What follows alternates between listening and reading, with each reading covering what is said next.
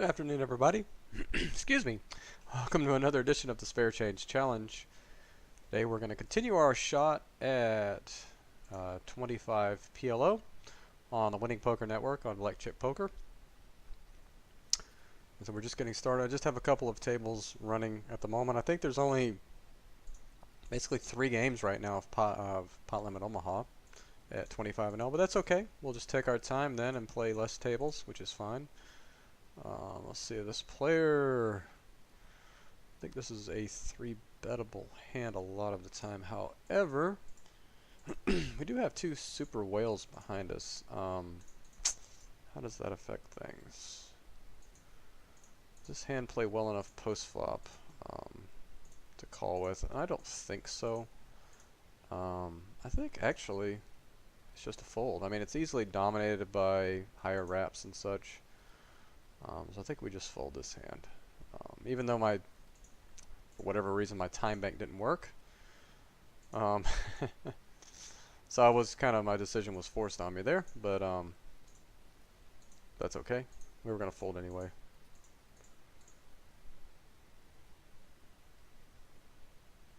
And we would have got smoked. Wouldn't have gotten past the flop, so we saved our money.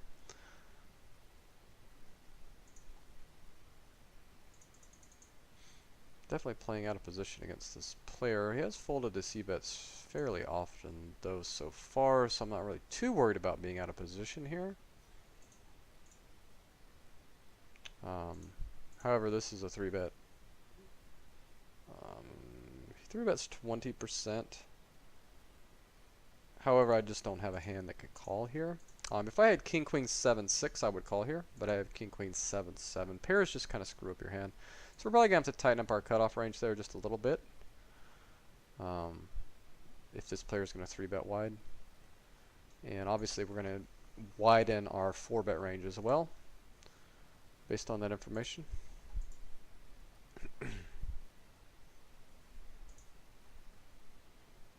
Another pretty hand that's not really that great. We're just going to fold. I just noticed that's a short table. That's fine. We can play short tables. Might be good to do that with our bankroll anyway. So we're starting the session at about $270. So we have about $70 to play with for this shot.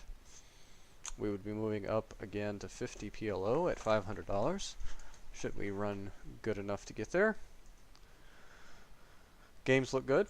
There's not that many of them, but the ones that are running do look good. There is a heads-up table I'm going to take a look at here.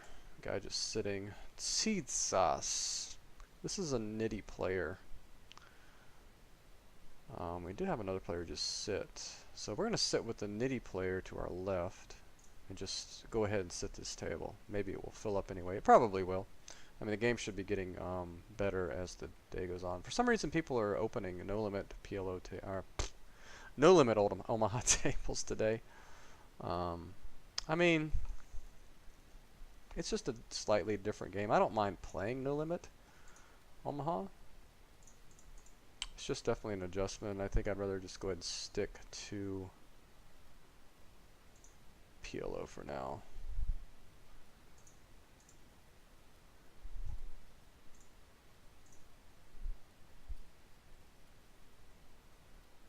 We're just going to go ahead and raise in position. I don't think our cards matter so much in this spot.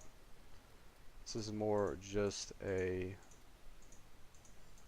raise. Now we have not the best open-ender, and we have a backdoor flush draw, but he just pots into us here. So obviously a 9 might not be good for us here, so we have some reverse implied odds situation, or if we had a clean open-ender, we might continue on this hand. But usually when a player does this, he's just going to have a big hand, and we only have our initial raise involved, so I'm just going to go ahead and get away from it this time. But we need to turn our HUDs off here.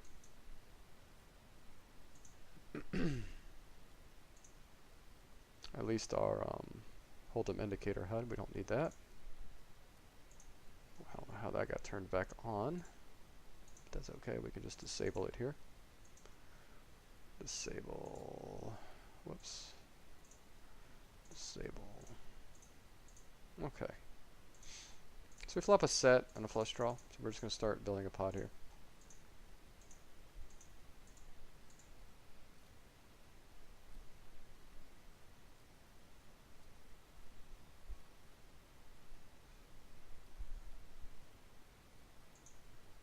Taking it down. We're trying to keep things in front of us. My balance it's showing was not correct. It should be now, if you're curious. Let's go ahead and refresh this as well, if it will let me. It's weird. Okay, there we go.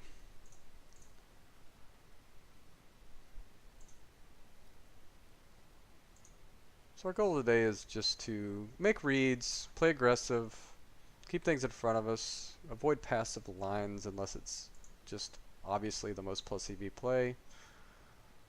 Kind of just play solid, I hate to say it, but just use solid automatic poker principles.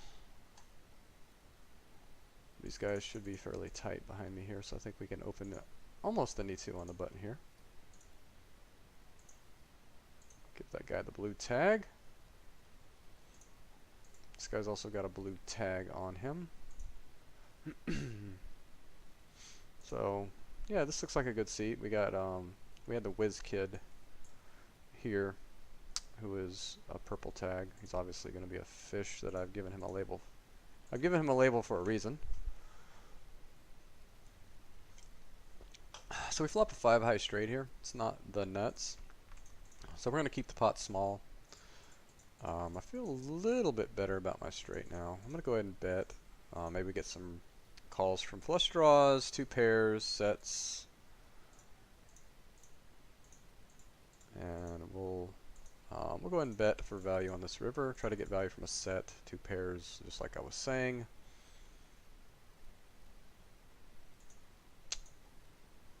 And it's an easy fold if we get raised because he's probably just got a better straight when that happens.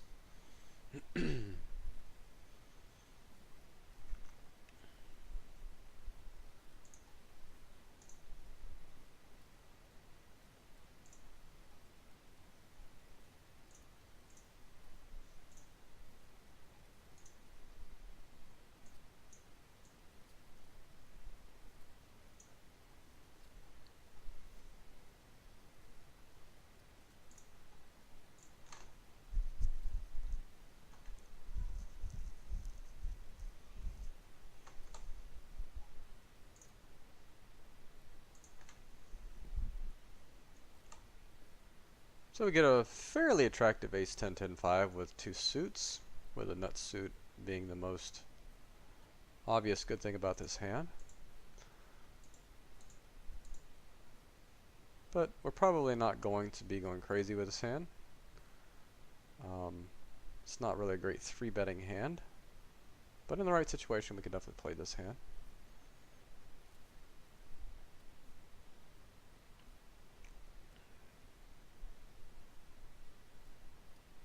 Alright, we will play a multi-way pot with this hand. Actually, you couldn't see it, I'm sorry. We do have the ace 10 5 5, that's the hand I was talking about. I keep getting ahead of myself. Sorry about that. We'll go ahead and call with this, with a nut suit. So we had a set top pair. We're not looking just to pile all of the money in here. It's hard for somebody to have pocket aces since we have the ace. So that's good. I think we're going to start betting. 3-4 is beating us. Pocket 6s is beating us.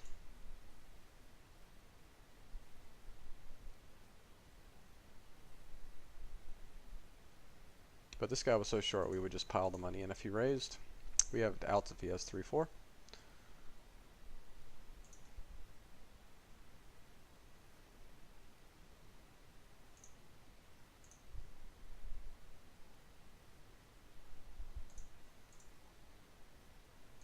Alright, so let's see if we can label some people as we go forward here. Get our reads. It's pretty awesome though to sit down and play games that are so fishy. I mean, if you sit down and no limit hold'em, it is just a challenge nowadays to find more than just find one fish, much less multiple fish on a table. It seems like every PLO's table you play, just about every stake, you're going to see multiple fish. This guy's got a really wide range. We have tight players behind us. We're going to go ahead and take this opportunity to 3-bet. Versus this guy's wide under the gun range.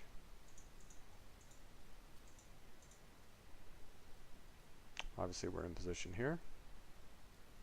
Flopping the third nut flush.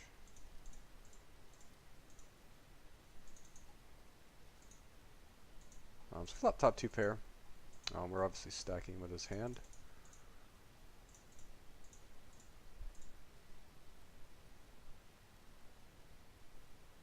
Against an aggressive player like this.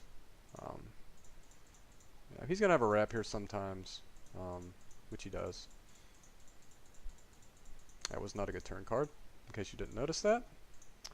But we're certainly... I guess an argument can be made to check that back and look for a safe turn card before we pile, because we really didn't have anything to go with our hand. So I guess there's that, right? But that being said, he's an aggressive player. He could just do it with like a naked open-ender. And we did have 55% equity on that flop. And one of the best things about that hand was the fact that we had some blockers to some of his straight outs. So we had 55% equity, which is just awesome, right? Having PLO to be able to get it in with that much equity. So obviously it was a really bad turn card. He hit his straight and left us with, you know, we had some straight outs as well on the turn, and obviously our boat outs. But wasn't meant to be. So just like last session, we lose our first big pot of the session, and we go a little bit backwards. We still have 2 full buy-ins for the stake, so it's not the end of the world. But yeah, it's always nice to win that first one, right? So we'll definitely be opening this. Gonna try and keep an aggressive image as much as possible. I mean, what do you guys think about that? Should we have checked back that flop and then raised turns that did not complete straights? Or should we just capitalize on dead money, not give him free cards? Should we have like backdoor draws when we do plays like that? I don't know, I'm interested to hear your thoughts. If anybody has any ideas. Obviously this is a good flop to just c-bet and take it down.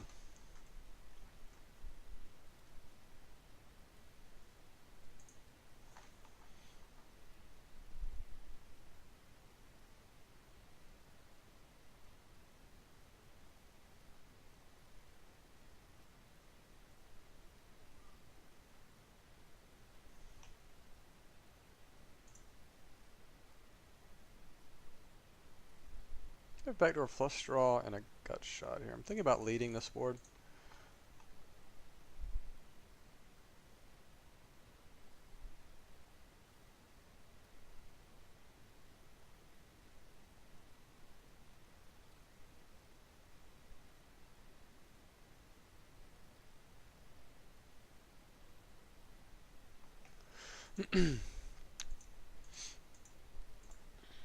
Queen Jack gets there. We have a blocker against that. I think we're going to go ahead and take our blocker and just turn our hand and just bluff this hand. He certainly could have Queen Jack, but this type of player is probably going to raise when he has the nuts, so it makes it pretty easy to play. So even though we have 2 pair here, we're going to go ahead and bluff to try to get him off a king high 2 pair or set, something like that. And obviously it's a snap fold if he raises the nuts here, which he might. He is a tight player.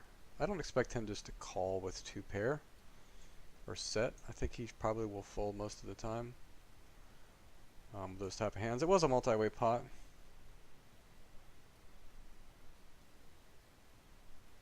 My neighbor was just texting me. Sorry about that.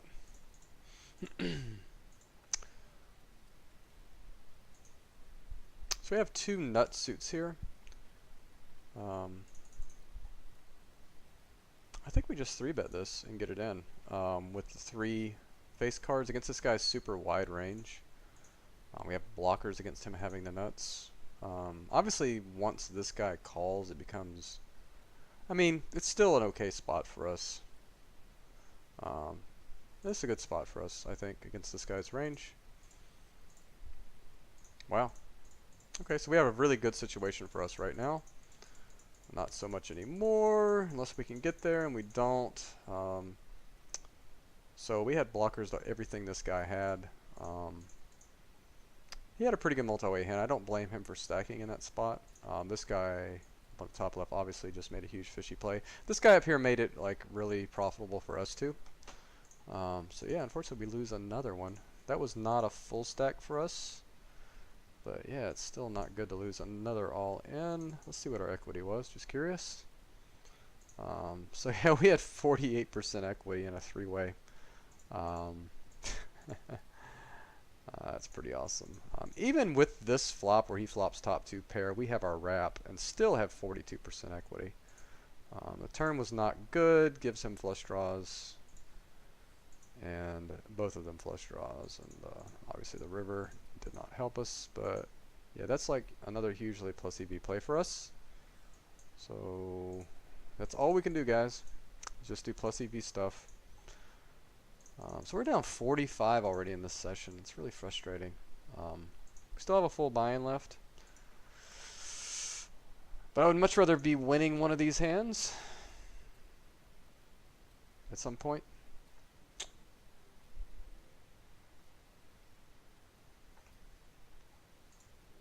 I think we can flat the suited ace 9, 10, 9, 6 here, playing multi-way pots against a bunch of fish on the button.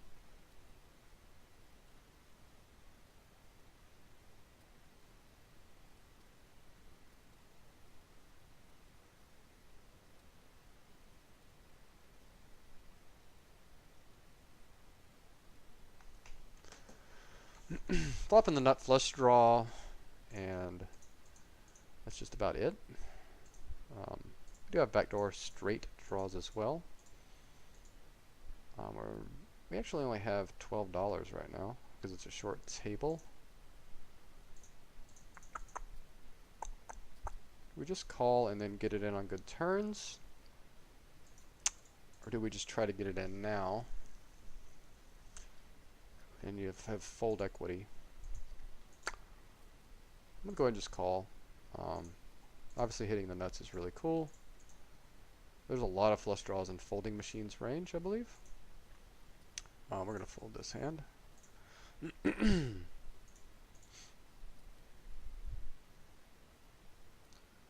So we get like the ultimate blocking bet here. We're going to have none of that.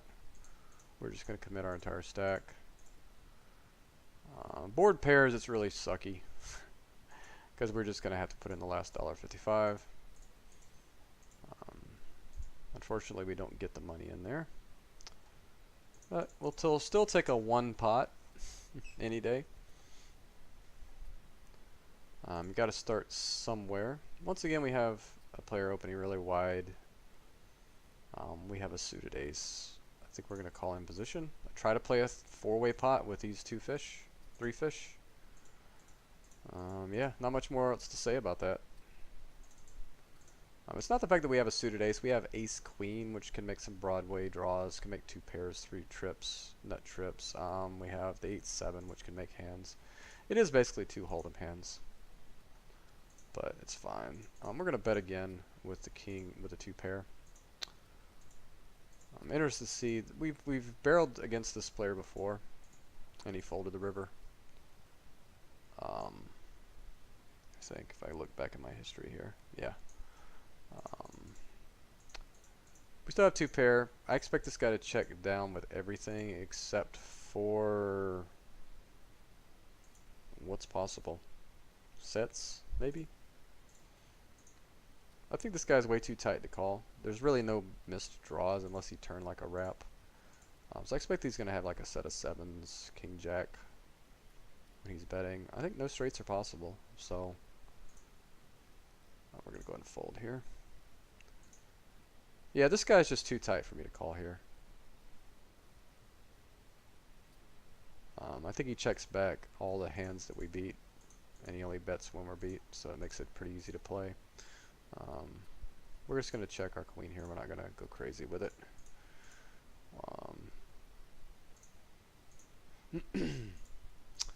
Yeah, it pretty much destroys our hands, so we have nothing now but 3 of a kind sixes. Yeah. I mean, we're not going to try and get anybody out pocket anything. No pocket pair is going to fold here.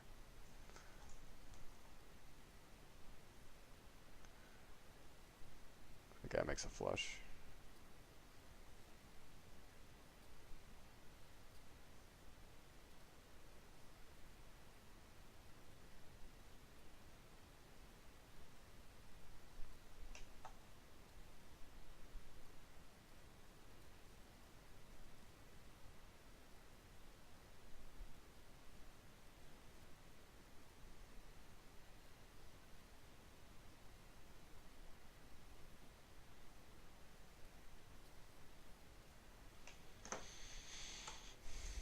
Just going to fold that.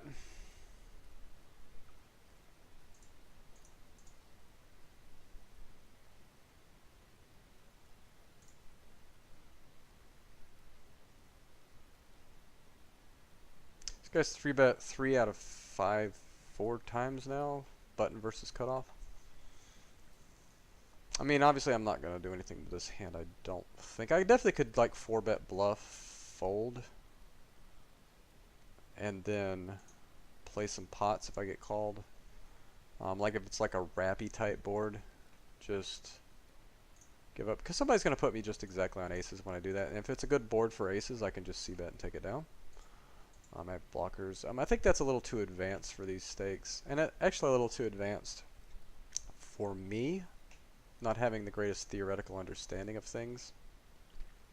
But it's definitely something I want to think about and explore. Is making that play sometimes. Or thinking about making that play sometimes.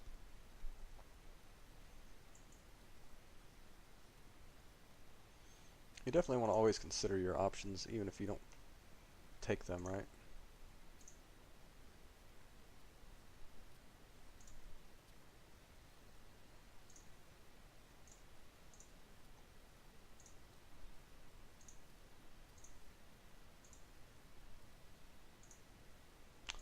Yeah, I think I'm crashing again. Crap. Stinking black chip poker. It's pretty frustrating. We've already had our first crash. Trying to reopen it now. It still thinks the client is up. Oh, man. Seems to happen every session. I don't see the client anywhere. There it is, poker client. Alright. It's a hard enough game without technical issues all the time. Is it going to open or not? Okay.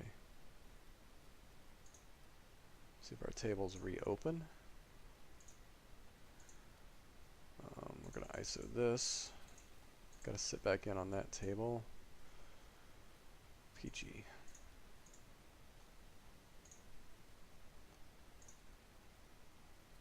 Great.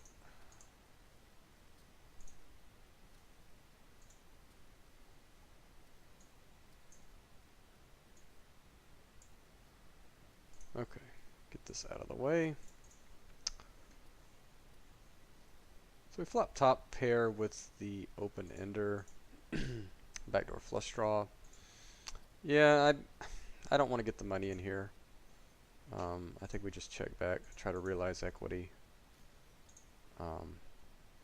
Bad turn card. We have blockers to 10-7. Yeah, I mean, in just a four-way pot, there's not much you can do here, I don't think. I mean, I guess we could bet the flop. I don't know. We're just going to check. Try to improve in some way. It's doubtful that our 9 is good now. But there's just nothing we can do here. We're not going to bet. We're just going to take it to showdown. These guys are fish. They might call with something like kings. Very tempting to bluff here. because somebody's gonna have tens or jacks or queens here. Yeah, and I'm not sure he folds the way that hand played out. Just don't have confidence in that. So we certainly, though, were able to realize all of our equity that we had in that pot. Queen would have been a pretty sweet river, right? Probably get some more money in the pot. That's okay. We weren't exactly trying to play a four-way pot there. We were trying to ISO and be heads up. But without having a read on who was behind me. Oh, hi, Dr. Flush. Yeah, there is no way I'm qualified to write a PLO book. Maybe someday. Automatic PLO might be in the pipeline, but as of now, no way. I'm not very good at this game, admittedly. I'm still learning. I'm just in my infancy learning this game. I'm definitely ambitious about learning this game.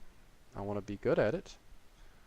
And if I end up being successful at it, or should I say when I end up being successful at it, because I'm confident that I'll get there. If, I think I have something to offer to the market, like if I'm able to use the same core principles, like the fundamentals of automatic poker to beat PLO, then I would write a book on how to apply those fundamentals to PLO in a simple way and go from there. It's probably not going to be a short stacking strategy. So in that way it would be different. Because I think there's just too much leveraging of stacks. And you need to be able to leverage stacks over 3 streets in PLO.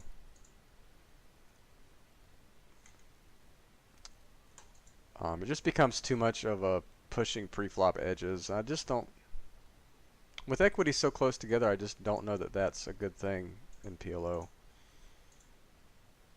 You can't just sit around and wait for aces, right? It's just too tight of a strategy. I mean, it's likely that there could be a good no-limit Omaha strategy, but that's just not a prevalent game out there. Why would I write a book for when there's 5 games running in the world, right? At any given time. I mean, if it becomes a thing, like no limit Omaha becomes a thing, I might try to develop some kind of short stack strategy. But yeah.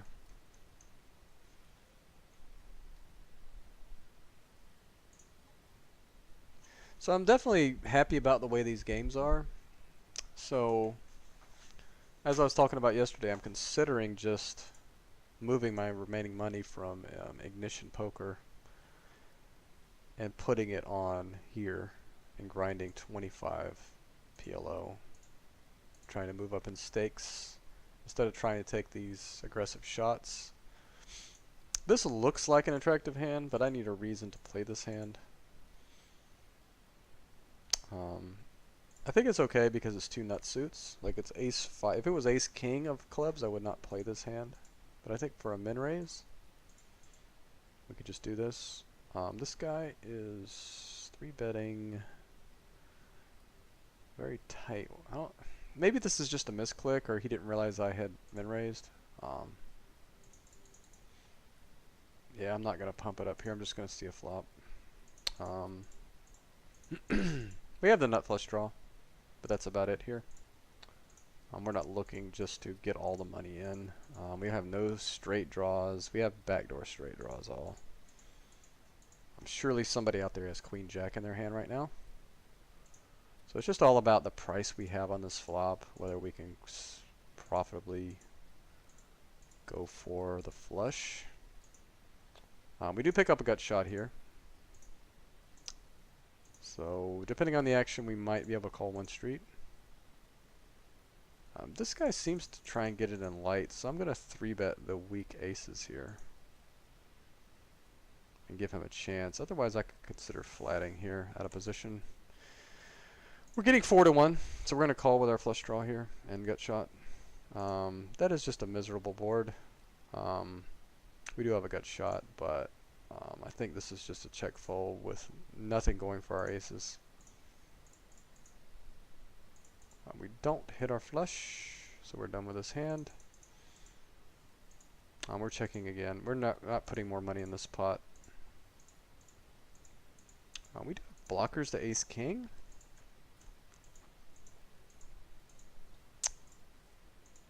I just don't know if we can rep it against this player. This player is not very good. I'm not confident he can fold a set. Yeah. This guy's pretty tight. I think he plays pretty straightforward in 3-bet pots though, so I think 3-betting is better here. We also have blockers to him having the top of his range. So I like the 3-bet here. I think it's much better than flatting. I think flatting is not even an option here.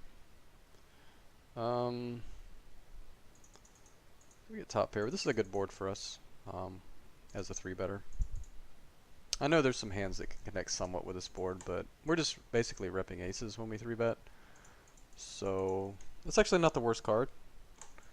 We're actually going to bet really small here to rep that we have a boat and we want to try and induce action from him.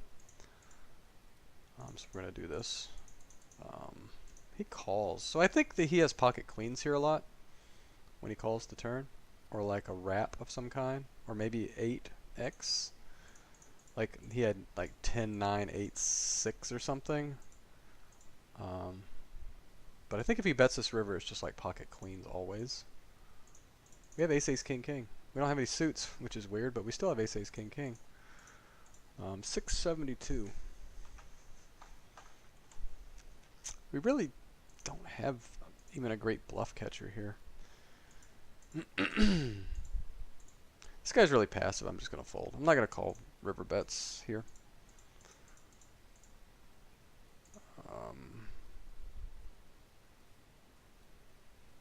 Fold there. We're going to raise the flop. If this guy has 3-5, we have like a bunch of outs. So whatever, dude. If you have 3-5, we're just gonna put it in here. It's more likely as pocket fours or something, or a flush draw or something like that. Combo set and a flush draw, something like that.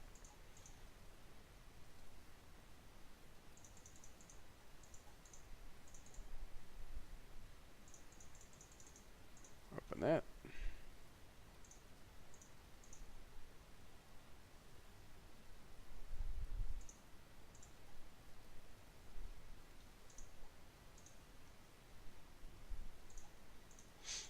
Getting 3-bet. This guy 3-bets 10% in this spot.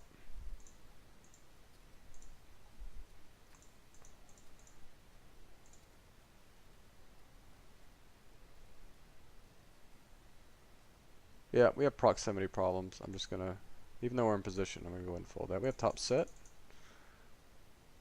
We're definitely betting this flop.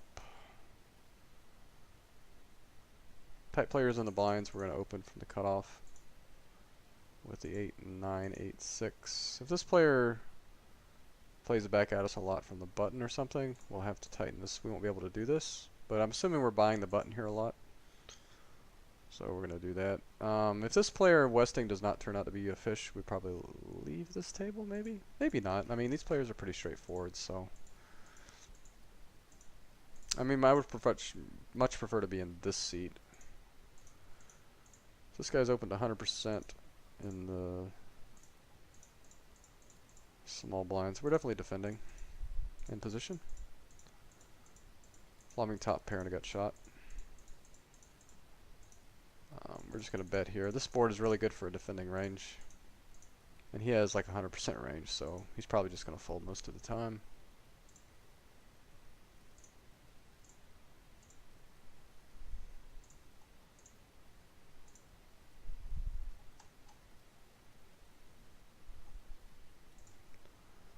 Dr. Flush asks, are you using the point system on Omaha Manager? No.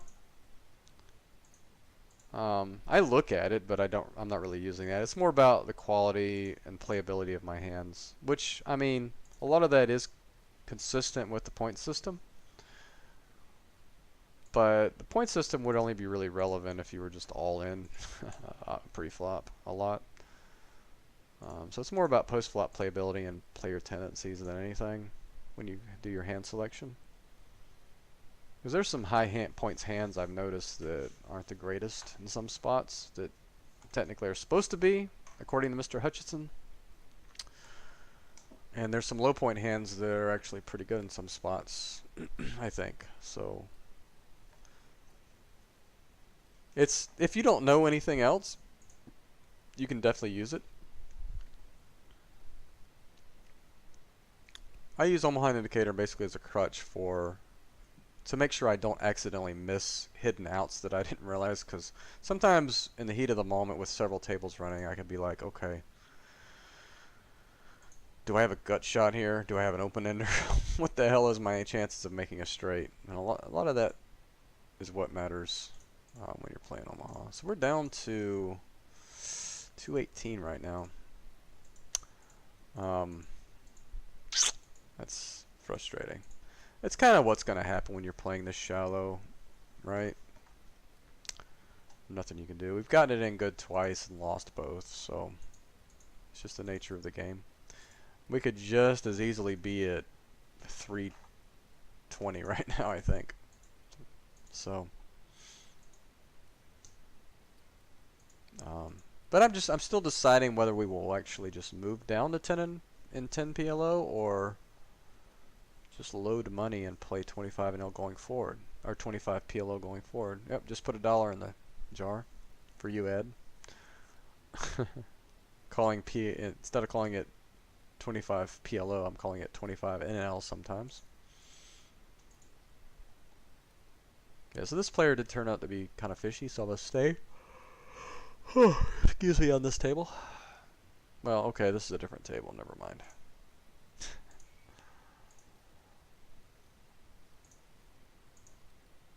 We'll have to look at that other one.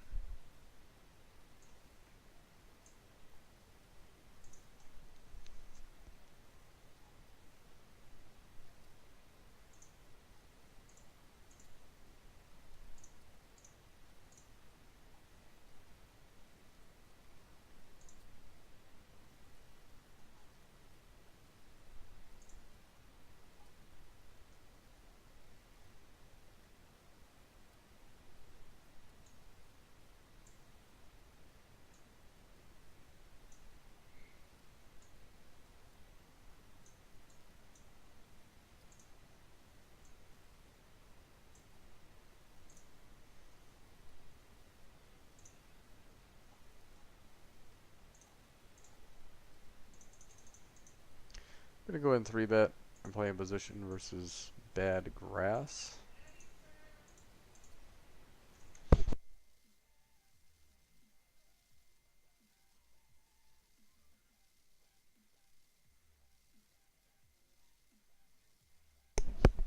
Okay, so we flop middle set here. Obviously with the SPR and this guy's stack size, we're just gonna bet.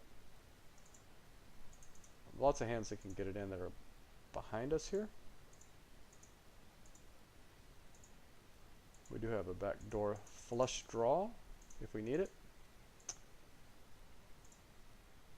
I meant to leave a pot size bet left. I bet a little bit too small. I think this is just barely a call here. I'll go ahead and bet the rest. I mean, as close to the rest as I can get. Wow, he actually had queens. How did he have queens? I mean, how bad are we running, guys? We actually managed to win that one. But that is some running bad, I swear. That's what's good about always having backdoors and things going for you, is you need a backup plan sometimes. That is just amazing that that guy actually had top set. What a cooler. But we'll take the suck out. So that's why equity doesn't even matter, right? Your EV graph or whatever means nothing. I mean, the only thing basically your EV graph shows you is how you are running long term. That's it. I mean, are you running good or are you running bad? It doesn't really tell you anything else. I'm assuming we're going to be flatting here, even though these guys are kind of, well, I guess it's a short table. It's going to create a good ideal SPR situation for us, though, even though it's multi-way. If we flop like nut, flush draw, or flush draw and pairs and things like that, we can easily just get the money in here. A little bit of a gambly type atmosphere here. So we flop a backdoor flush draw and a gut shot. We're not calling any bets here, though, unless it's like a min bet or something. I would much rather it be like jack of clubs here. I don't think we're calling this.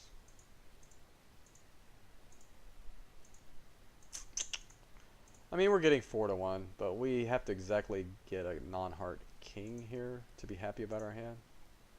So, yeah. It was a queen turn, by the way, which gives us a kind of a worthless top two pair. You can just follow it here if you want.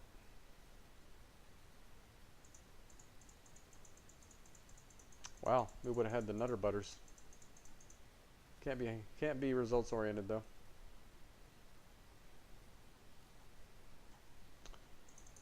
Aces. Would not open this under the gun, but I'll open it in the hijack.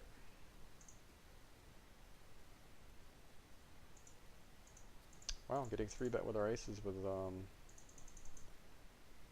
not much money involved. We're obviously just gonna repop it here.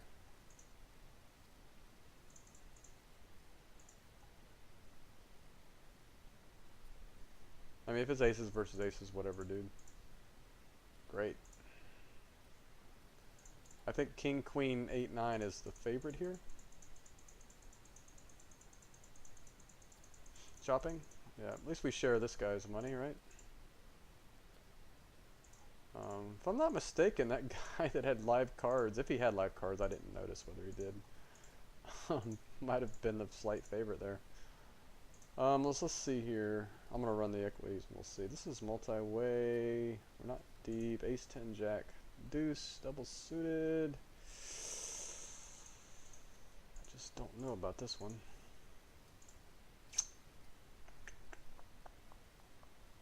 Guess we have to call because it's multi-way. So we have a pair, flush draw, over pair. We're not folding this hand ever. Turning a gut shot. Nothing really gets there for him.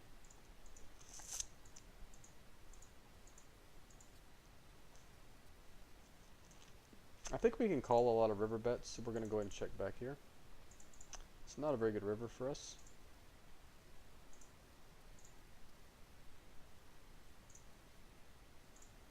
Lots of aces today.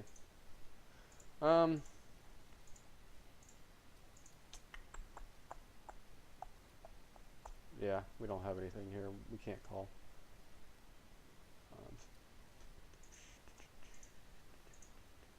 Really good board for us. We have the gut shot as a backup, and we have also aces. This guy doesn't bet very often versus miss c-bet. I mean, this board is just really good for our range, so we're just going to bet call it off here.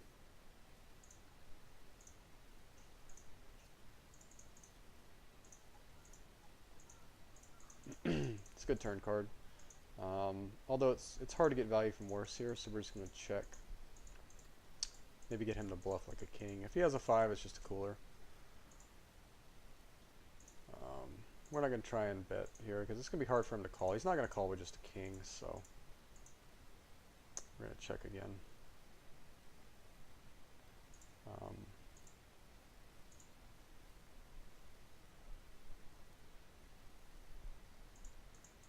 Wow. What to think about that one? So it looks like maybe he just had pocket kings or a 5. I can't imagine this being a bluff. I think he checks back all of his kings. The only thing he's betting here is a 5 or a hand that beats aces, so we're just going to fold.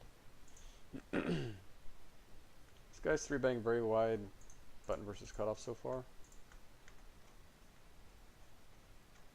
But I don't think we have quite a strong enough read to play back yet.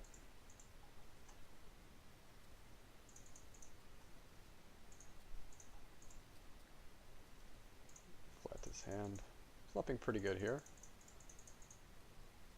Go ahead and bet.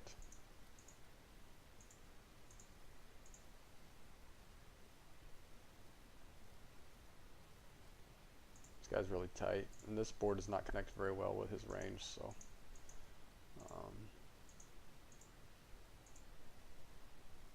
not the greatest board in the world. I mean, there's worse boards, but the flush draw kind of destroys our hand. No back doors.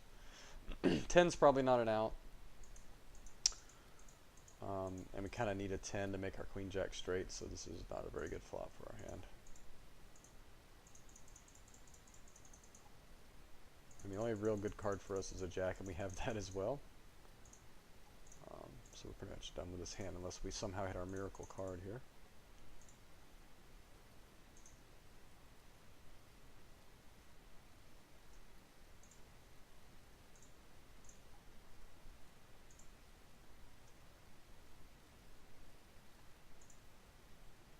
Hand's not good enough to run with the gun.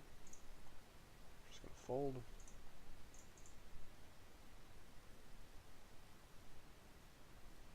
So what do you think on that aces hand? Should I have just shoved the turn? Was I just committed there?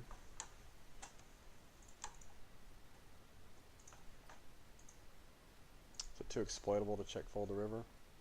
Does he have any bluffs? I mean, what could he be calling the flop with, right? I mean, it was such a dry board. I mean, the only thing he could be calling with that I'm beating there is just something he was just going to,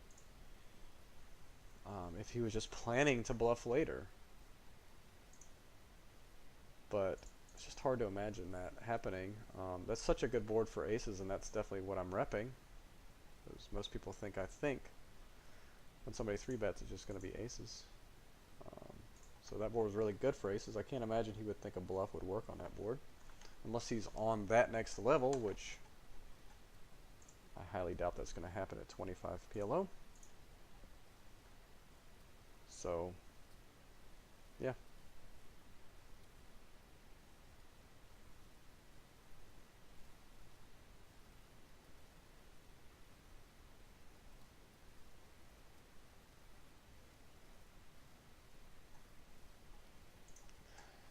All right.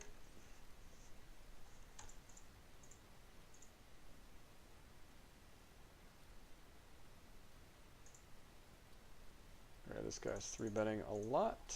I mean, I'm sorry, opening the button a lot.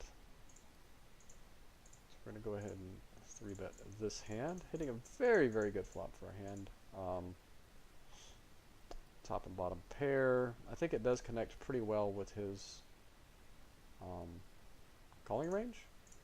But it's hard for him to have 10-7 here. But I think checking is probably the best play here.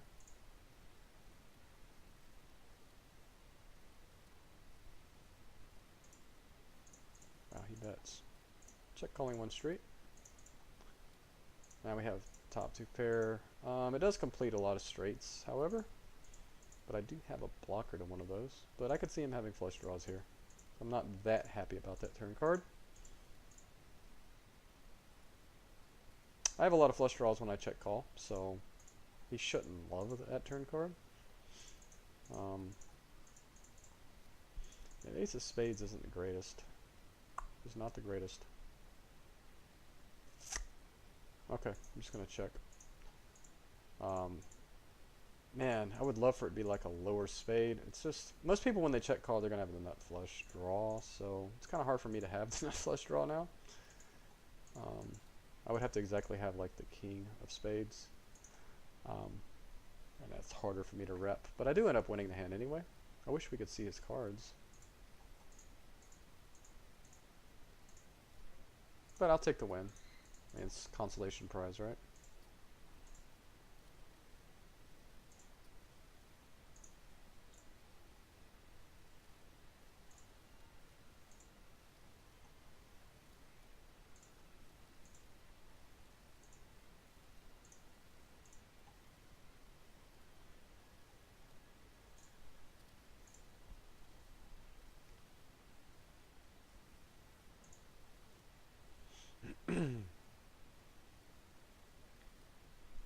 Play a fairly tight range in this spot. We have a really strong aces here. We're going to 3-bet.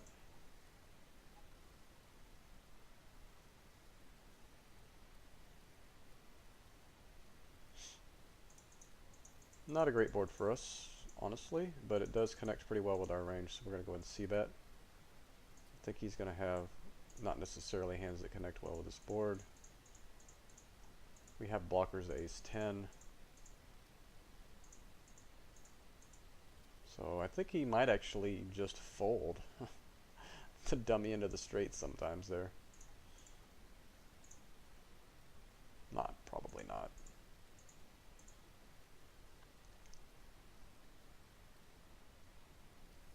If we had the suited ace, we'd continue here, but we're going to fold otherwise.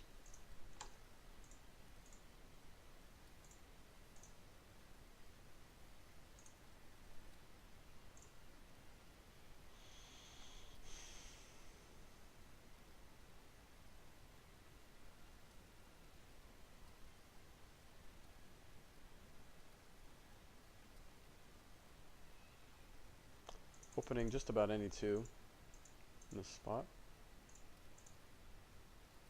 These guys fold to steal a lot. This guy folds 100% in the small blind so far to steals.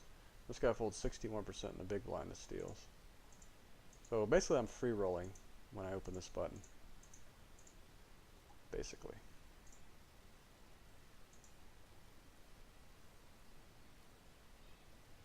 Board connects too well with limping ranges, so we're just going to check fold this.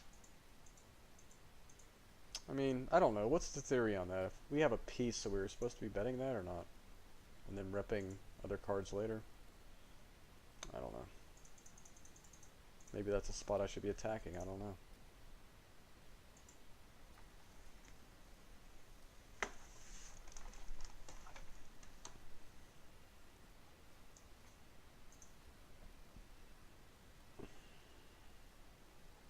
Loose player on the button. We're going to tighten up our cutoff range there. This guy folds to c-bets a lot, so we're going to open this.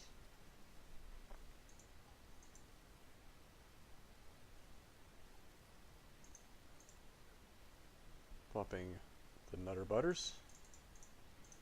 Obviously betting.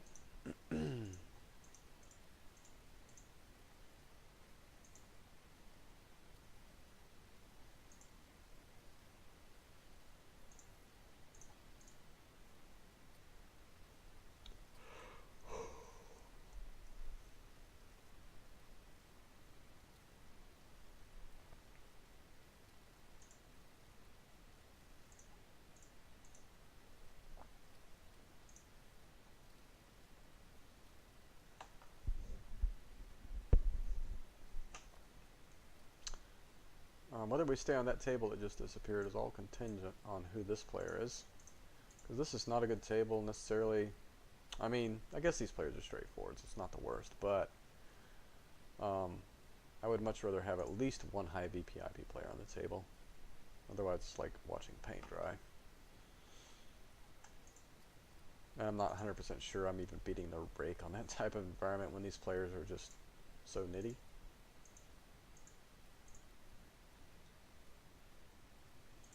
Unless they're going to keep folding to my big blind over and over.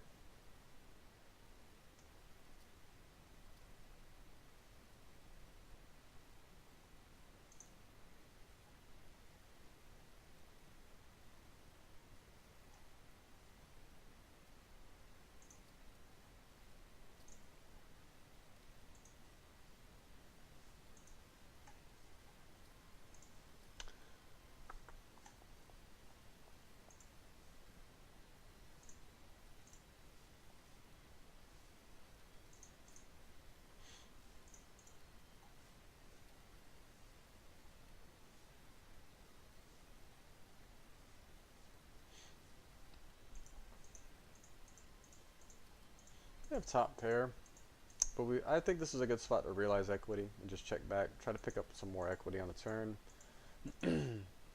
See what he does on the turn. We have an informational advantage in that regard. We make a straight. I think 4-7 is the nuts. Do we protect our equity or do we just bet? I think the only thing he's raising is 4-7, so we can safely bet fold the turn and protect our equity. And if you happen to have like a gut shot, like a 8-9 or something, we want to protect against that.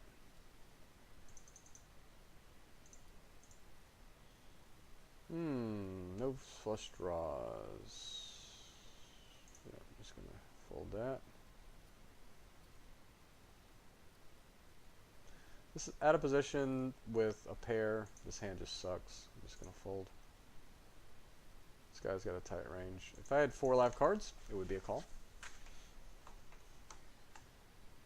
But the pair just kind of kills your hand. You think the pair almost helps you because you can flop a set, but that's so unlikely. It's almost like calling 3 bets out of position to hit sets and hold them. It's just not a profitable play. I mean, his effective stack size was small too.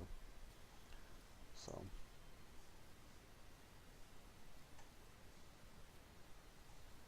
Still waiting for our run good.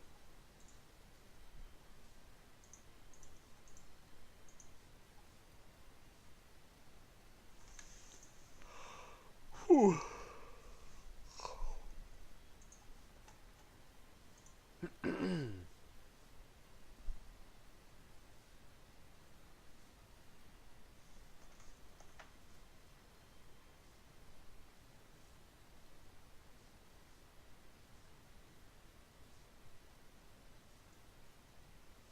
Wow, what the heck's going on here?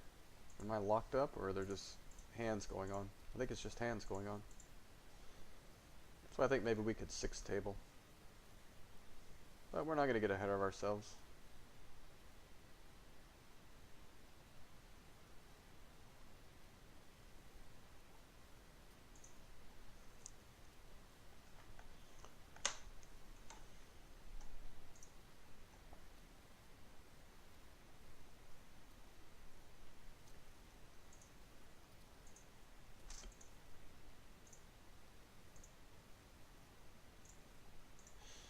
We has the aces. It's not a very strong aces. I almost would rather call here and hope somebody squeezes. And have a disguised hand, obviously if we had a set. It's not like a primo aces, it's kind of a weaker aces. Which is kind of weird to say, right? But it is. I don't have any, either of the aces are suited, and there's nothing really connected. So we do get a guy squeezing here. So we're gonna pile, even though we're really deep here, but obviously we can get in like more than a third of the effective stack. And if we get rid of this guy, we're gonna be heads up.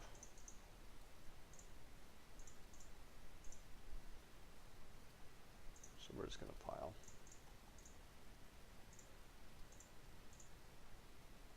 We're gonna get it in here, maybe versus aces, but I mean, what are you gonna do?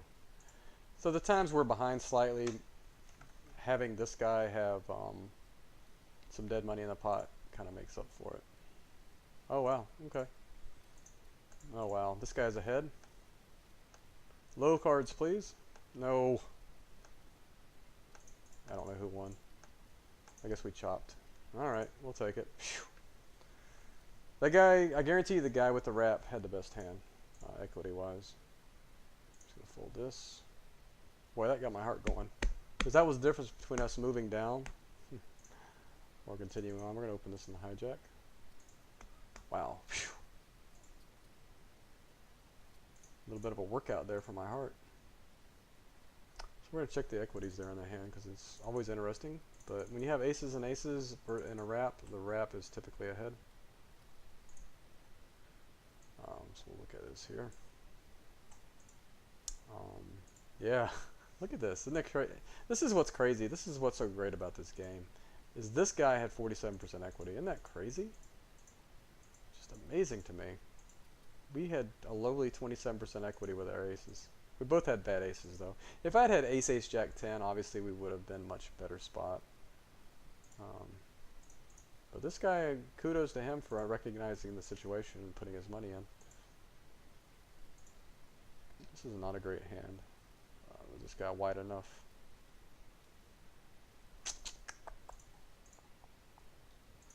Go ahead and 3-bet this. Just gonna fold this. Okay, so we're only down 22 now for the session, so we've gotten we're back to almost having 2 buy-ins for the stake, so that's a good thing. Oh, I didn't even look at what the equities were on the flop in that hand. Even though we have a 9, this is a pretty terrible flop for us. We're going to just check back. 6-7 is not super likely. We have an SPR of 2. And I guess the live queen 9, as far as 2 pair of trips, might make this okay to just put it in with. I'm not 100% on that.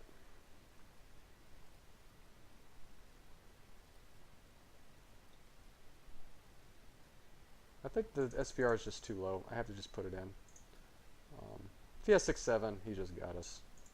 He had a set of 8s. Good for him. So this is a really minus EV play on his part.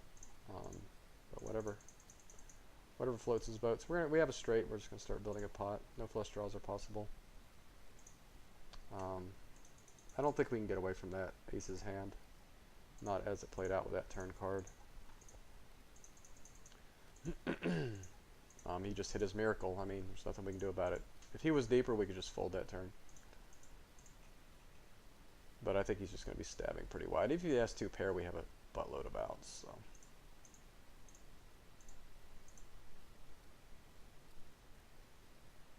I think sometimes he just has a king and side cards there. There's a wrap that's no longer as good. So the flop. Wow. This guy flopped an 8 in a backdoor flush and had the most equity. Wow, I feel good. On a turn. Wow, he turned the flush draw. How lucky were we? That this guy didn't get there. How lucky were we?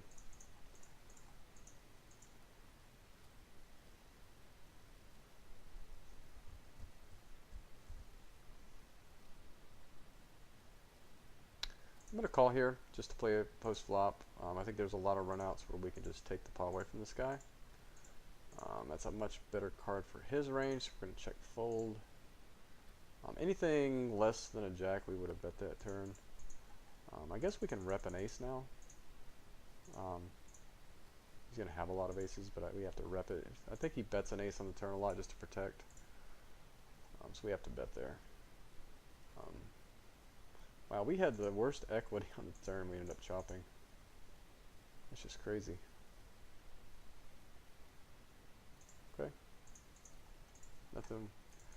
Let's consider ourselves a little bit lucky there.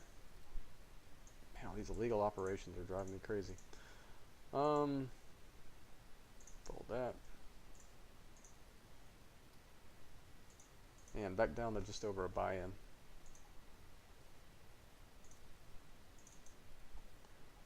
So pre-flop we just had this guy crushed, and then he hits that flop. We get it in with 5% equity.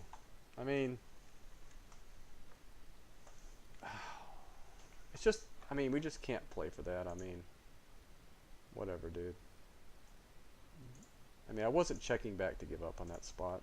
I was just looking for a semi-safe turn card to allow it to induce something from him. I wasn't going to ever fold in that hand.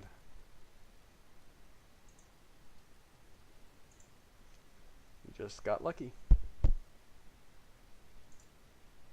Something like 8 out of 10 times we're going to flop better than him, I think, there.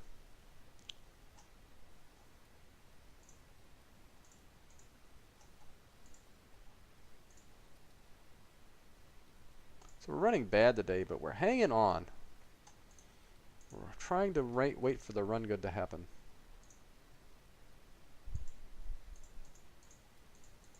Hopefully that will happen soon.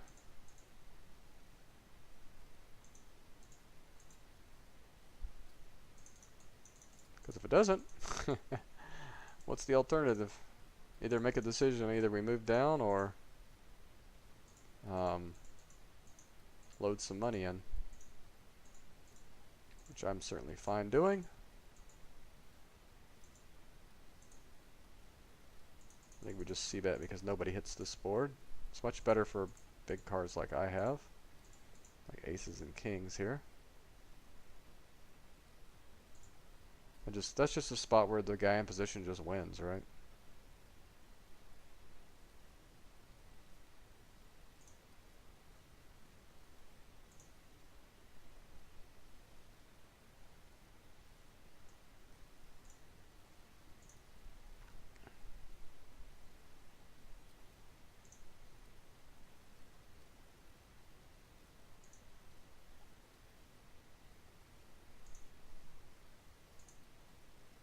Getting a little bit deep on this table. I mean, only with this guy though, and we're in position on him, so we can kind of control pot sizes.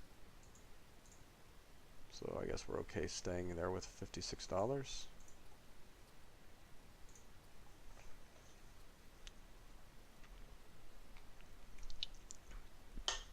The shot is still alive, guys. Just barely. Just gonna fold this to the unknown fish.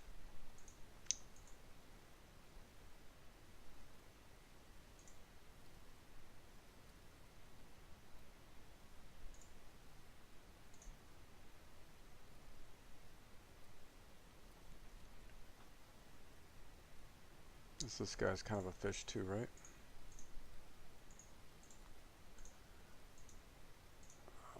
Speaking of this guy right here, it's gonna play pretty tight on that button with those players behind me.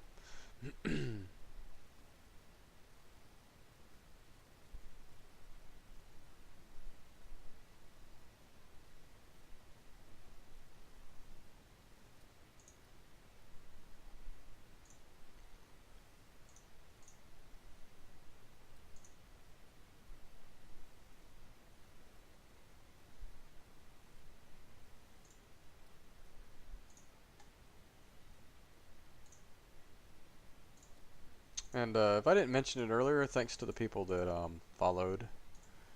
We're going to 3-bet here just because we can easily call a 4-bet, and we're going to play in position versus this player. Build a pot, because this is definitely the kind of hand you can win a giant pot. Oh yeah, okay. Well, thank you, Dr. Flesh. I appreciate you mentioning the HUD. I had told somebody in the comments on YouTube that I would go over my HUD, so we will definitely cover that here. So, over preflop raise, which I don't have on my HUD, you may be mistaken. This is VPIP here. I have my versus hero. So if you look at that, it's just on the left-hand side, you'll see the opponent's position, and then on the top is my position and other people's position. So it has hero and what they do versus the field. So big blind versus or generic hijack would be, well, actually that's impossible. So say small blind versus button would be 2%. Versus me though it's 20, if you can see that. And the next HUD I have is just a generic pop-up. I guess you can't see the whole thing, but it's just a generic one you get in Hold'em Manager. It's nothing special. We flop top set here. We have our own board pairing card, which is kind of shitty, but we're still going to bet here.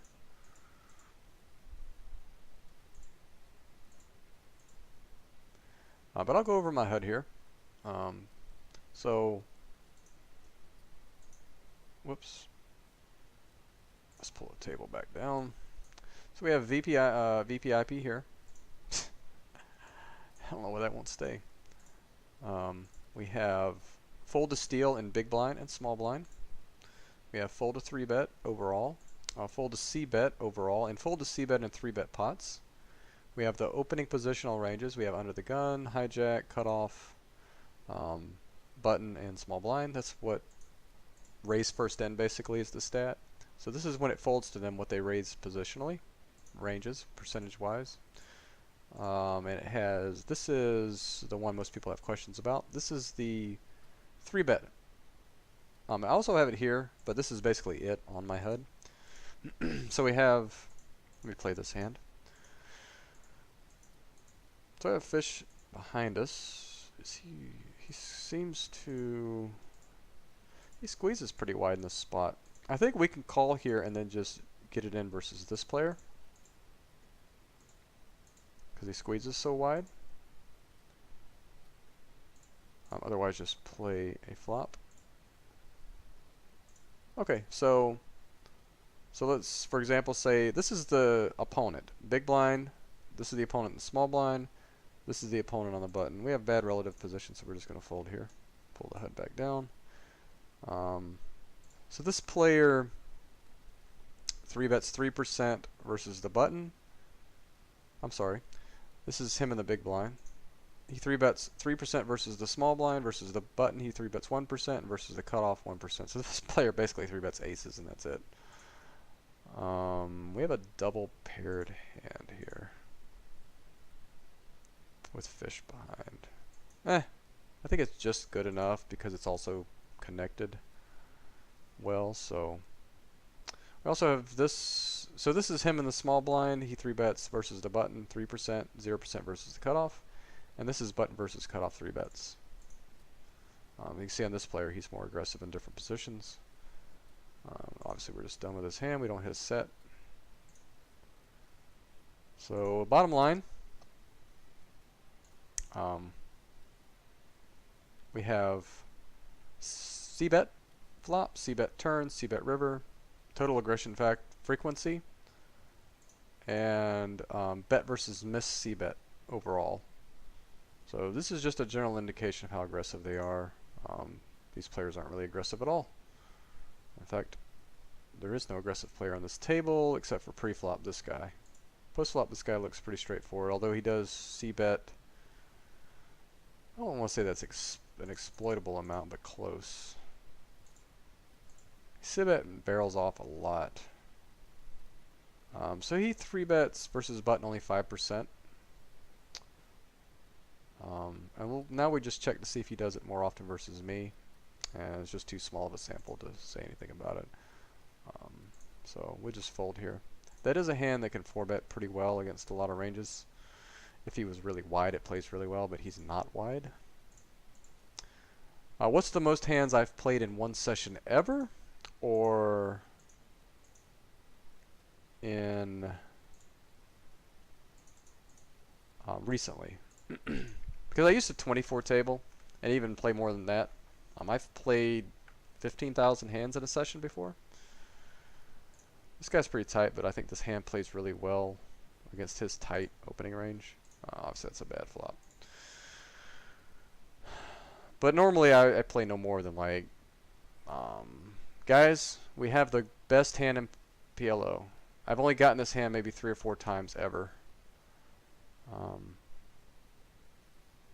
We have the best hand in PLO, guys. Aces and kings double suited. Obviously 3-betting it.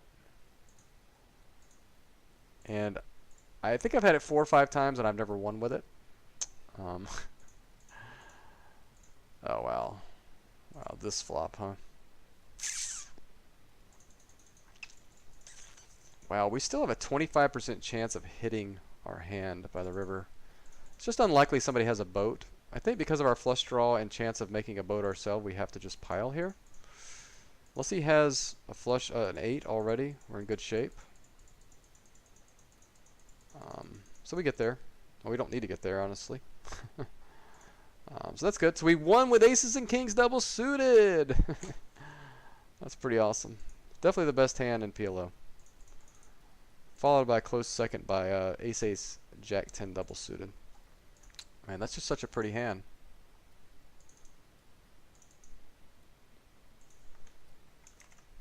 Such a pretty hand.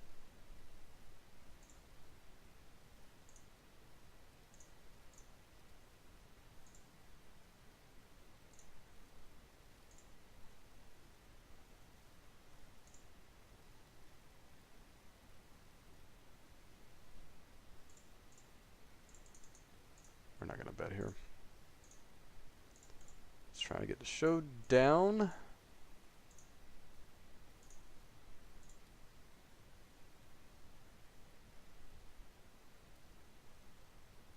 This guy thinking about bluffing, or does he just have a king? I don't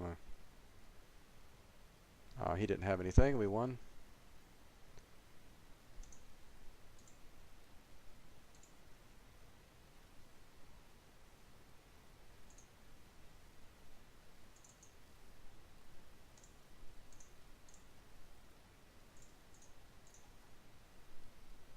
This table might be breaking.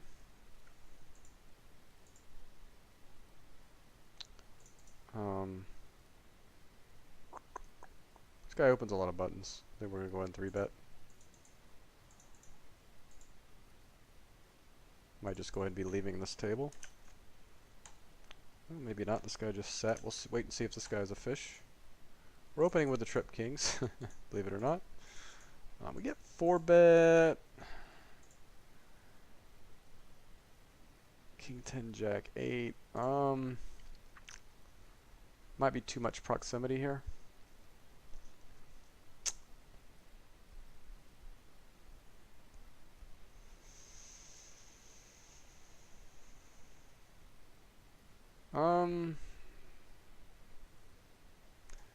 Might be slightly plus EV to call. I don't know, this guy's stack size is kind of small. And we flop just the nuts here. Huge wrap. We're going with it. See betting here. Calling the min raise here.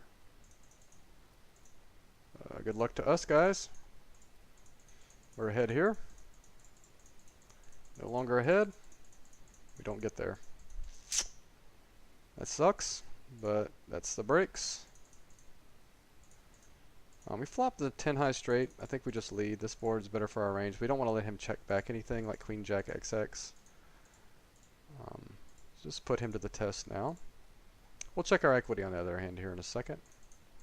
Ace King 7 deuces is a good hand here. Blind versus blind. Flopping top set. Just gonna bet. This guy is aggressive, fairly aggressive fishy player. It'd be hard to get rid of him in one bet, which is good. That's what we want. What are we doing here?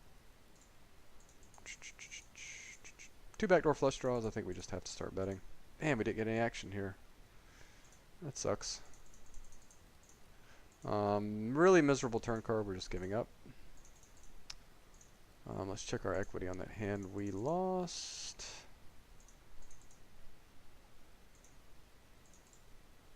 Check folding here. So on the flop we had 52% equity. Wow, I would have thought we had more equity than that. I guess because he had a king. Well, I don't know. Anyway, we were ahead. That's all that matters. Just couldn't get there. We're gonna bet. Actually, we're not gonna bet this board. I think we might just be priced into calling here with 2 flush draws. Yeah, we're gonna call. Wow, flopping top pair and open ender. And just folding here. And we also have 2 backdoor flush draws. It's really awesome. If we could just, can we just go with this hand though? Because the guy, I mean, the guy's obviously when he raises here, he's repping aces. So if this guy has aces, this is just a really shitty spot for us. Who was the guy that 3-bet? Crap, I should know that, right? Who was the 3-better? I don't know. We have a blocker against 6-7. I'm gonna go ahead and take a shot at this pot.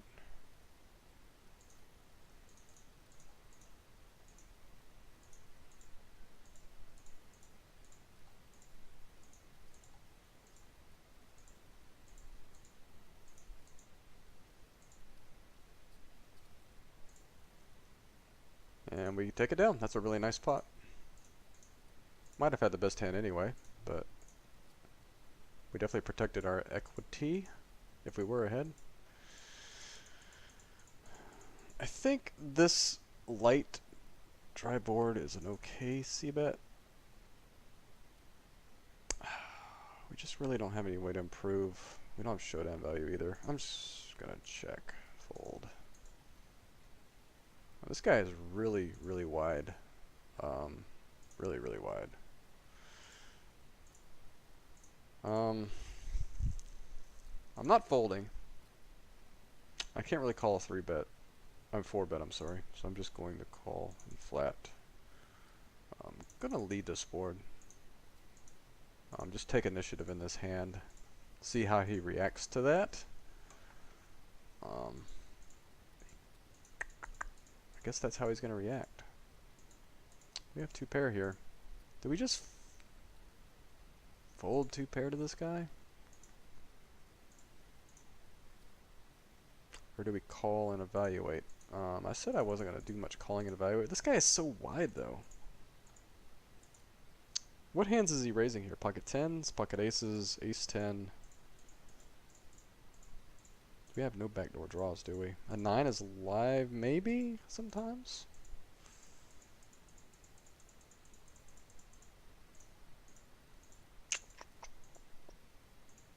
Definitely have to bet this with no showdown value.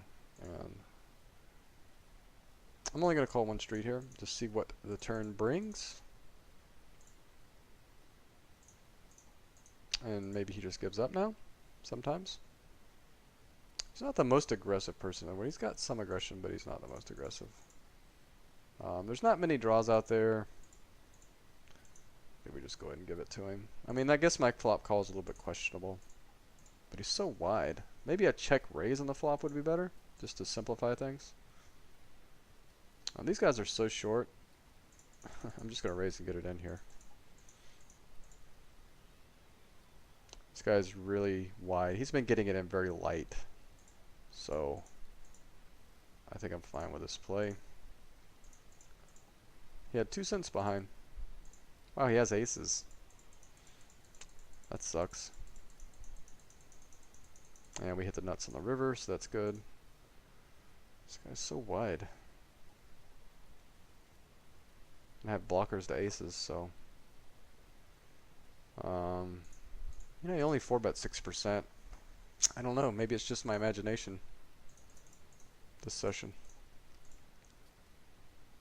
So I guess if I knew he only 4-bet 6%, I could just do a small 3-bet and fold there. See what our equity was. Probably not very good, right?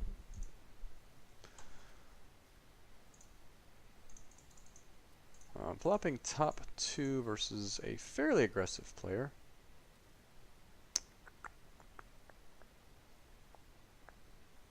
So we have an SPR about. We don't have the best SPR for just check raising, so I'm just gonna bet.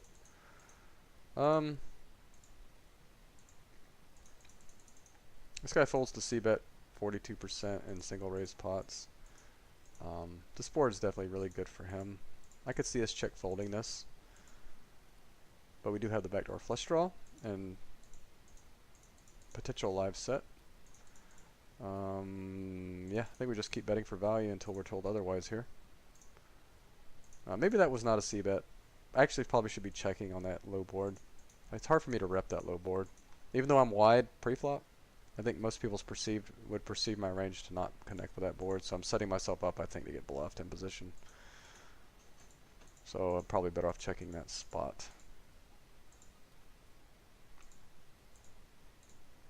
Hey, Mr. Perfecto. He asks,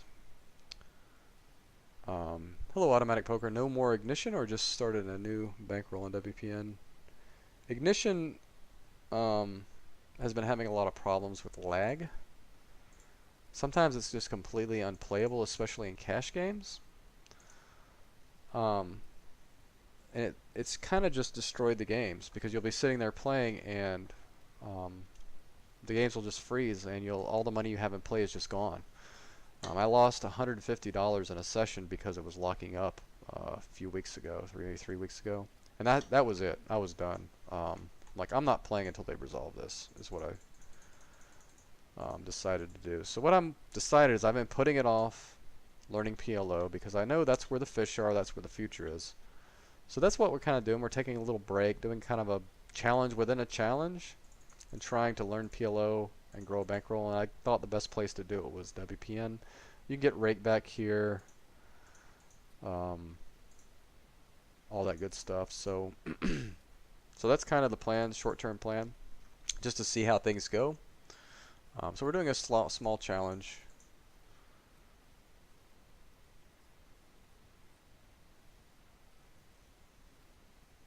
This guy's too tight. I don't have a very good hand to continue here. I'm going to leave with my flush draw here.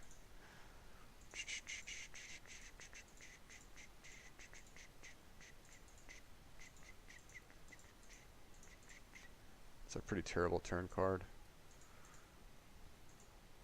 It could be a bad one for him too, though. He could think that's a bad card for him. He's gonna fold there.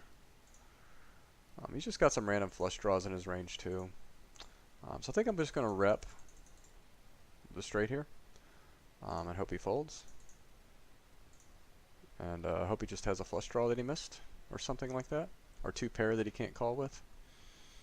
I'm definitely not going to be checking that river. I think that's a leak. So weren't we going to check an... So anyways, this is to finish that thought. So that's what we're kind of doing as a bankroll challenge within a challenge. I was basically just... I'm aggressively trying to grow a bankroll. I'm requiring 10 buy-ins to move up, and I'll move down if I drop 2 buy-ins. So basically, once I get to 10 buy-ins, I set aside 2 buy-ins for the next stake, and if I drop those 2 buy-ins, I just move back down. So the beginning stages was basically 10 and L. So I played several thousand hands at 10 and L just to get my feet wet. Lost quite a bit, but then won back maybe 120 to 150, and that's when I took the shot. And I decided to make a challenge out of it, and I'm streaming it now. So you'll see it in the window above or below what exactly we're doing.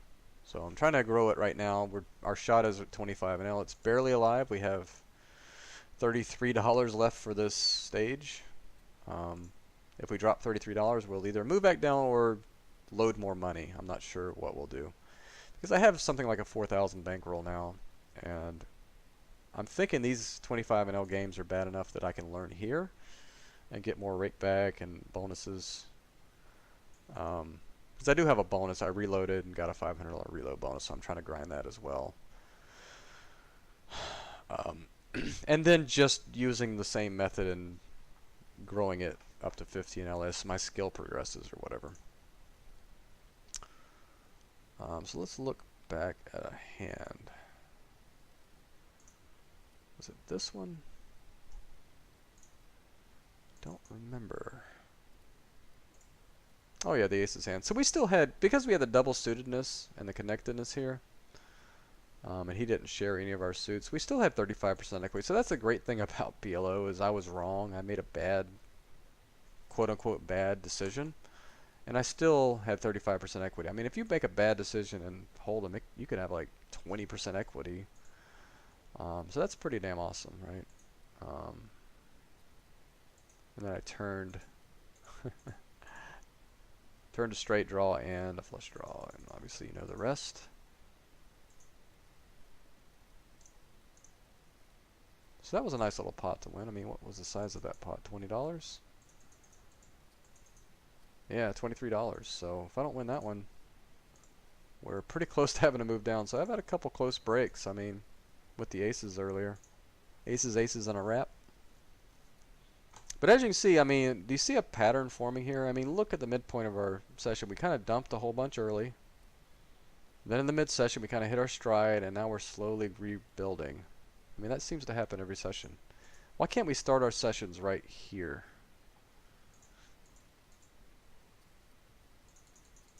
I think we can just barely open the 9-7-6-5 here. Could definitely call 3 bets with his hand, I think. Alright, so we flop kind of the dummy end of a wrap. So we're not that thrilled about this. But we do have blockers to a lot of the outs of the top wrap. And we do have top pair. So, you know, if we don't hit like the nut straight or something, we're not that happy. But we're going to go ahead and barrel off here in this spot. Unless we get there, then we'll think about it. We don't get there. We're just going to continue betting though. We're not going to give up on rivers. And hopefully this guy just had like Jack 10 XX and just folds. If he has set, he's not folding, I would imagine. But he's thinking about it, so it looks like we're going to get called here. It's okay. Sometimes they'll have the part of their range that they're going to call, and there's nothing you can do about it. And he did have a set that he wasn't willing to fold. It's a little unfortunate for us, but most of the time when he calls there, he's not going to be good against most players, so it's kind of a minus EV call for him. He just happened to run into a guy that was capable of the 3-barrel bluff like we are. so he got lucky. But if he makes that call, plays it that way, he's probably going to lose money long term. So that's a little bit of a spew on our part, but not really. So we're done. We still have $15 left. We're not going to panic here. Not yet. It's a bad board for our range. We're going to check back, try to realize some equity here.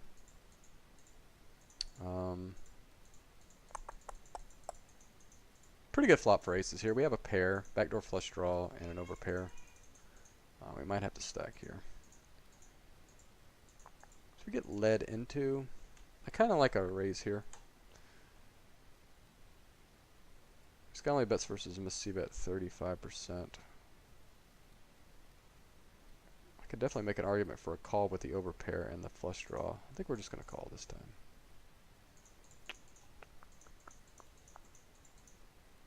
Alright, here we go. I mean, what could this guy have to be raising, though? 10 with side cards? Are we just going to see a set of 10s here a lot?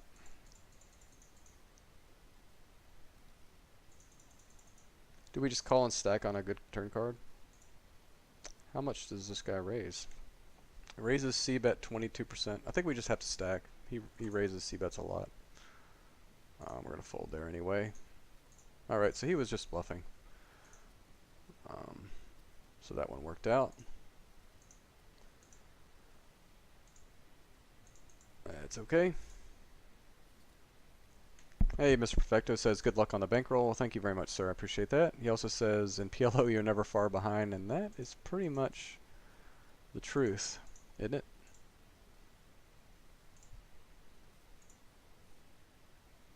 I don't think that's your opinion. I think that's true.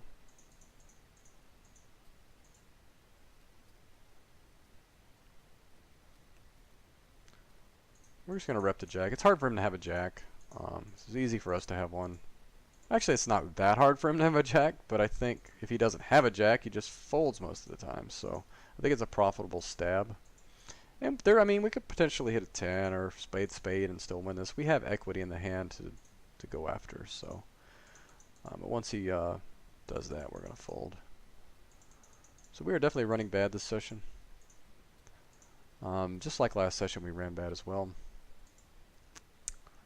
But that's kind of like PLO, right? I'm sure there's some less than stellar play on our part.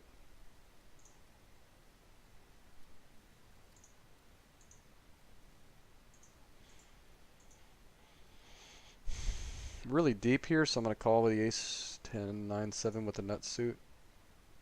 Not flopping anything. Oh, I just realized I was supposed to end my session.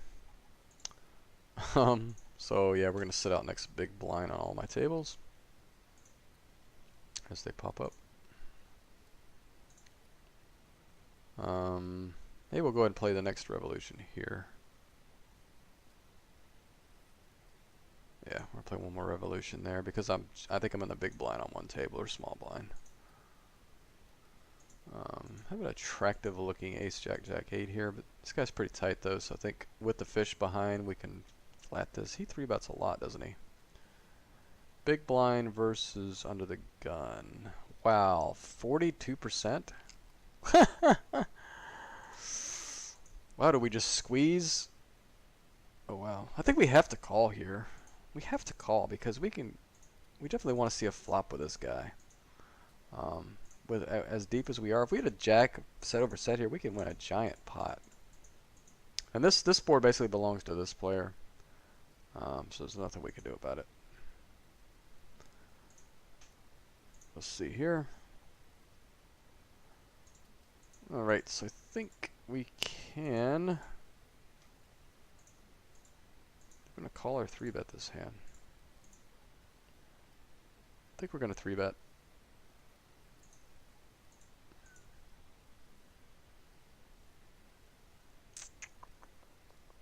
We're going to call this hand because we can call this guy's a squeeze.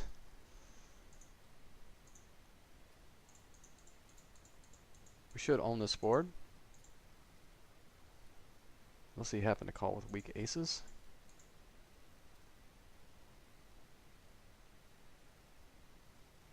which is possible. I mean, he's a tight player. He could definitely just 3-bet call with weak aces. It's not out of the realm of possibility. So, but we still have to see bet a board that is this good for us. Flopping top pair on a gut shot here. Not that thrilled. We do have the backdoor flush draw. It looks like this guy did do as I said. He just flatted aces. Good for him. I mean, it's a good play with weak aces. You don't necessarily have to pile it in with aces every time. We have top and bottom, however. We don't want to get blown off our hand. So let's just check back here. See a turn. We might be in the realm of just being able to call versus this player. He's aggressive. We're definitely calling this guy's turn bet. He could have 7-8, but we're probably good here. I could see this guy bluffing a lot, and he actually has it. That's a little frustrating for us to have so much equity on the turn. He actually had the clubs too with the ace, so good thing we didn't hit the flush. Not that we would have definitely piled, but pretty frustrating when you have an aggressive player to your left and he's making hands as well. So we actually have $1 left for the challenge. So it looks like we basically are moving down. Unless I make a decision to just load more money. Right. It's tempting. Or maybe we'll just play some 10 and L for a bit. Try and run it back up. What do you guys think? Run it back up? Load some more money? Try to run better? I don't know. What do you think about that river call against this player? When you have an under-repped hand, top 2 pair, he's being aggressive.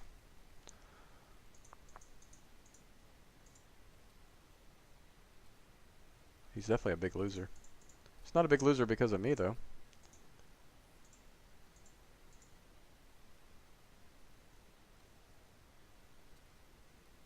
This guy opens very wide under the gun. I think it's going to look so strong when I 3-bet here that this is a profitable 3-bet. I have a tight player behind me, so I basically don't have to worry about him too much. I'll go ahead and 3-bet, and I'll own a lot of high boards like this one. And I can play the low boards too, and it'll be a really disguised hand for me. So we flop open-ended with the nut flush draw, and we get raised here. I guess he just has pocket kings. It's unfortunate. Or he had aces that he slow played again. Well, that sucks. So we have the nutter butters here, basically. So we're going to go ahead and c-bet and get it in.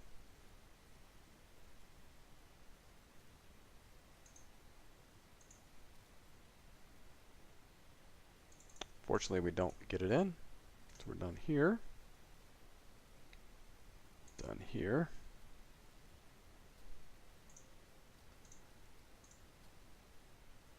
Yep, sorry I couldn't run better today.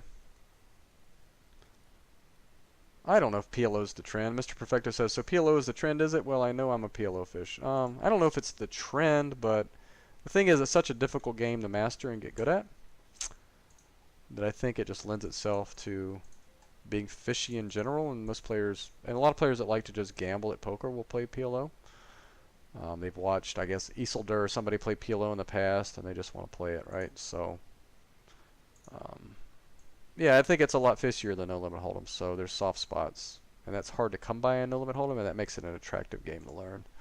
So we're now under 200, unfortunately, so we're going to have to move down. Yeah, maybe we'll just, let me think about it.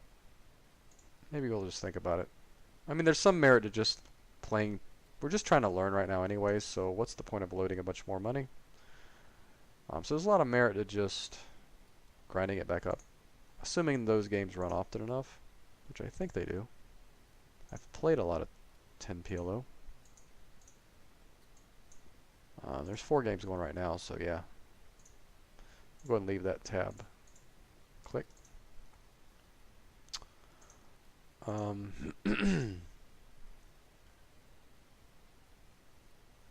So, the good thing is I know I have a lot of leaks, and I can continue to try and close those leaks, review sessions,